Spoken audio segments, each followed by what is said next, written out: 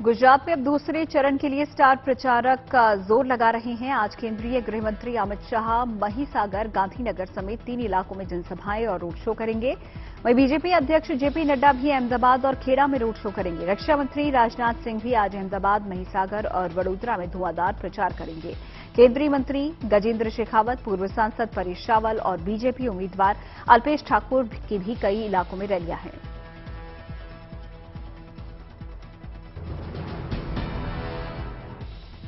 गुजरात में वोटिंग का काउंटडाउन शुरू हो चुका है। राज्य में कल 89 सीटों पर पहले दौर का मतदान होगा। प्रचार के अंतिम दिन सभी दलों ने पूरा दम झोंक दिया। बीजेपी की ओर से दिग्गज नेताओं का जमघट लगा तो कांग्रेस और आम आदमी पार्टी ने अपनी पूरी ताकत झोंक दी। पहले चरण में गुजरात के मुख्यमंत्री समेत कई दिग्गजों की किस्मत का फैसला जनता करेगी। गुजरात में वोटिंग से पहले बीजेपी अध्यक्ष जेपी नड्डा ने एक्सक्लूसिव बातचीत में एकतरफा जीत का दावा किया। उन्होंने आप पर भी तंज किया और कहा कि गुजरात साफ है, यहां झाड़ू की जरूरत नहीं है।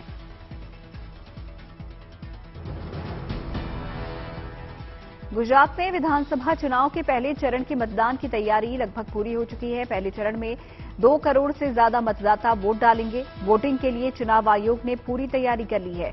पहले चरण में गुजरात के 19 जिलों में मतदान होगा। भारत जोड़ो यात्रा के सिलसिले में कल उज्जैन पहुंचे राहुल गांधी ने महाकालेश्वर के दर्शन किए, पूजा अर्चना की। खबर है कि महाकाल मंदिर में 3 पंडितों ने मिलकर राहुल गांधी की पूजा करवाई और इस दौरान राहुल गांधी ने 3 बार जय महाकाल का उद्घोष भी किया।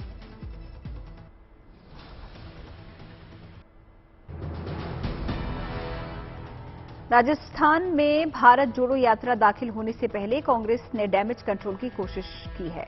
जयपुर में कांग्रेस के संगठन महासचिव केसी वेणुगोपाल सचिन पायलट और अशोक गहलोत के बीच झगड़ा मिटाने का प्रयास करते दिखे।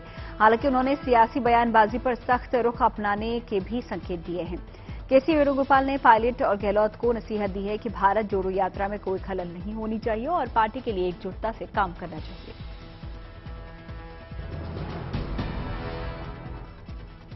मुख्यमंत्री अशोक गहलोत ने कहा कि राहुल गांधी ने कह दिया है कि दोनों नेता एसेट हैं, तो दोनों ही नेता एसेट हैं और उनके कहने का मतलब समझिए कि कांग्रेस के सभी कार्यकर्ता एसेट हैं। सचिन पायलट ने कहा कि पार्टी एकजुटता के साथ भारत जोड़ो यात्रा में लगी हुई है।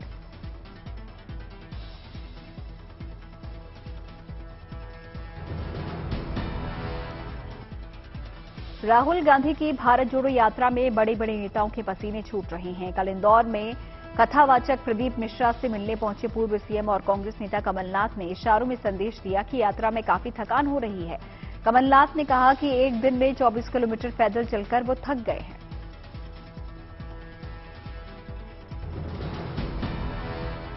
पश्चिमी उत्तर प्रदेश में बीजेपी आज समाजवादी पार्टी को झटका देने की तैयारी में है। विधानसभा चुनाव में बीजेपी छोड़कर समाजवादी पार्टी में आए सहारनपुर के कद्यावर नेता और पूर्व मंत्री धर्म सिंह सैनी आज वापस बीजेपी में शामिल होने वाले हैं। खतौली में आज सीएम योगी की जनसभा में सैनी बीजेपी में वापस लौटेंगे। इससे पश्चिमी यूपी के पिछड़ों में बीजेपी बड़ी सेंध मानी जा रही है।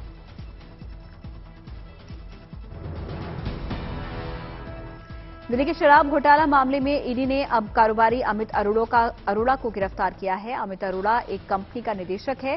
अरोड़ा को पीएमएलए कानून के तहत मनी लॉन्ड्रिंग के आरोप में गिरफ्तार किया गया है। सीबीआई ने इस मामले में 25 नवंबर को 7 आरोपियों के खिलाफ चार्जशीट दाखिल की थी।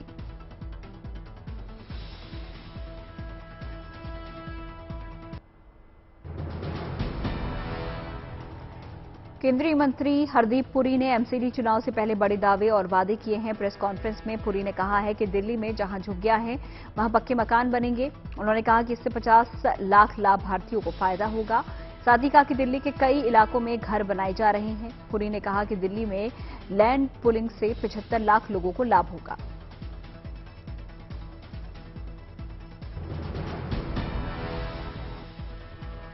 दिल्ली में एमसीडी के चुनाव में सभी दल अपना जोर लगा रहे हैं।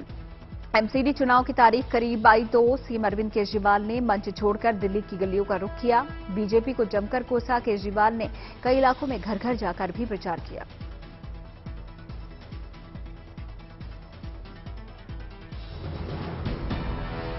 दिल्ली बीजेपी अध्यक्ष आदेश गुप्ता ने मुख्यमंत्री अरविंद केजरीवाल को बहस की चुनौती दी है। और कहा है कि वो एमसीडी के काम गिनाने के लिए तैयार हैं। इससे पहले अरविंद केजरीवाल ने बीजेपी के राष्ट्रीय अध्यक्ष जेपी नड्डा को चुनौती देकर पिछले 15 साल में बीजेपी शासित नगर निगम के काम का हिसाब देने के लिए कहा था।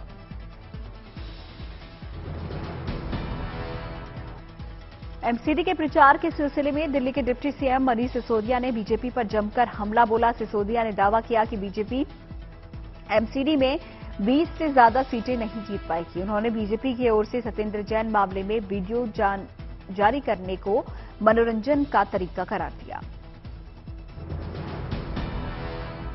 एमसीडी के चुनाव के प्रचार में नए नए रंग देखने को मिल रहे हैं। लाजपत नगर के वार्ड नंबर 144 से बीजेपी प्रत्याशी अर्जुन पाल सिंह मारवा के प्रचार अभियान में हनुमान चालीसा की एंट्री हो गई है।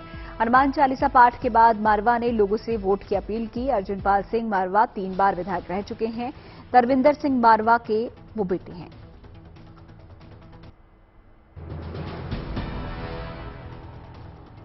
श्रद्धा हत्याकांड के आरोपी आफताब का पॉलीग्राफ टेस्ट करने वाले फॉरेंसिक अधिकारियों के हवाले से खबर है कि उसने हत्या की बात कबूल ली है। आफताब का कल नार्को टेस्ट भी किया जाएगा। नार्को टेस्ट की तारीख को लेकर दिल्ली पुलिस की अर्जी पर अदालत ने मोहर लगा दी है। इस बीच श्रद्धा केस में लगातार नए खुलासे हो रहे हैं। पुलिस सूत्रों के मुताबिक 3 या 4 मई को ही श्रद्धा ने आफताब से अलग होने का फैसला कर लिया था और इसी के चलते आफताब ने श्रद्धा की हत्या कर दी। एम्स के सर्वर हैकिंग मामले में बड़ी खबर। सर्वर में ई हॉस्पिटल डेटा को रिस्टोर कर दिया गया है और जल्द ही ऑनलाइन सेवाएं शुरू की जा सकती हैं। इससे पहले कंप्यूटर नेटवर्क को सैनिटाइज किया जा रहा है ताकि दोबारा हैकिंग की स्थिति न पैदा हो। सूत्रों के मुताबिक एम्स के सर्वर की हैकिंग को लेकर कल गृह मंत्रालय में उच्च स्तरीय बैठक हुई, जिसमें आईबी के सीनियर अधिकारी, एम्स के अधिकारी समेत दिल्ली पुलिस के अधिकारी भी शामिल रहे। एम्स का सर्वर 23 नवंबर की सुबह 7 बजे बंद हुआ था। मध्य प्रदेश के सतपुड़ा टाइगर रिजर्व के एक वायरल वीडियो की जांच शुरू कर दी गई है। वीडियो में देखा जा सकता है कि बाघ बॉलीवुड एक्ट्रेस रवीना टंडन की गाड़ी के पास आ गया था। ये वीडियो सोशल मीडिया पर तेजी से वायरल हो गया। मामले में जांच की जा रही है। हालांकि रवीना ने ट्विटर पर लिखा है कि टाइगर करीब आया तो हमने बिना हरकत किए शांति से उन्हें देखा। उस रास्ते पर अक्सर टाइगर आ जाते हैं। छत्तीसगढ़ के गरियाबंद में जंगल में लगाए गए ट्रैप कैमरे में बाघ की तस्वीरें कैद हुई हैं। यहां के उदंती सीता नदी एरिया में बाघ होने की पुष्टि हुई है। 25 दिनों तक कैमरा लगने के बाद वन विभाग को एक बाघ की तस्वीर 2 अलग अलग ट्रैप कैमरों पर नजर आई है। 4 साल पहले वन विभाग को यहां मादा बाघिन की तस्वीर भी मिली थी। अब नर बाघ की तस्वीर सामने आई है, जिससे उदंती के जंगलों में बाघ की संख्या भविष्य में बढ़ने की संभावनाएं हैं।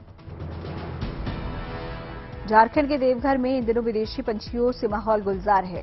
इन दिनों देवघर के नोखिल गांव और उसके आसपास के इलाकों में प्रवासी पक्षियों के झुंड देखने को मिल रहे हैं। यहां तकरीबन 10,000 से ज्यादा प्रवासी पक्षी हर साल आते हैं। सर्दी की शुरुआत होते ही साइबेरियन बर्ड्स का डेरा नोखिल तालाब के पास लगना शुरू हो जाता है।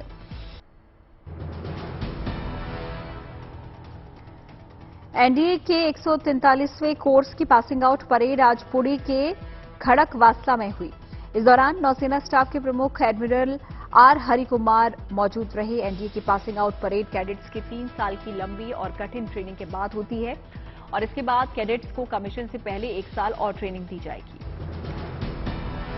उत्तराखंड के औली में भारतीय और अमेरिकी सेना का संयुक्त युद्धाभ्यास चल रहा है। इस अभ्यास के पहले ही दिन दोनों देशों के जवानों के बीच गजब का तालमेल नजर आया। करीब 10,000 फीट की ऊंचाई पर चल रहे इस अभ्यास में हवा से जमीन तक जवान अपनी तैयारियों को परख रहे हैं। इस दौरान सेना के Mi-17V5 हेलीकॉप्टर के जरिए हेलीबोर्न ऑपरेशन को अंजाम दिया गया, जिसमें जवान हेलीकॉप्टर से रस्सी के सहारे जमीन पर उतरते दिखाई दिए। आसमान में पराक्रम दिखाते ये हैं भारतीय वायुसेना के जवान। तस्वीरें आगरा एयरफोर्स स्टेशन की है, जहां पर समन्वय 2022 का आयोजन किया जा रहा है। इसमें वायुसेना के जवानों ने 1000 फीट की ऊंचाई से हवा में छलांग लगाई। इस दौरान रक्षा मंत्री राजनाथ सिंह के साथ ही कई देशों के प्रतिनिधि मौजूद रहे।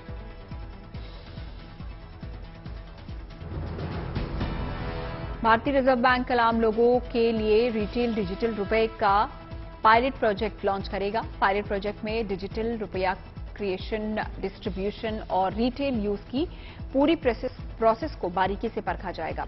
आरबीआई ने कहा है कि ई रूपी का डिस्ट्रीब्यूशन बैंकों के माध्यम से किया जाएगा। यूजर इसे मोबाइल फोन और डिवाइसेज में डिजिटल वॉलेट में रख सकेंगे। डिजिटल वॉलेट से ही लेन देन किया जा सकेगा।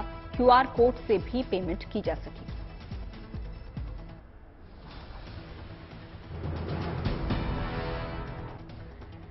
एयर इंडिया और विस्तारा एयरलाइंस के विलय का ऐलान कर दिया गया है। नई कंपनी में टाटा की 74.9% और सिंगापुर एयरलाइन की 25.1 हिस्सेदारी होगी।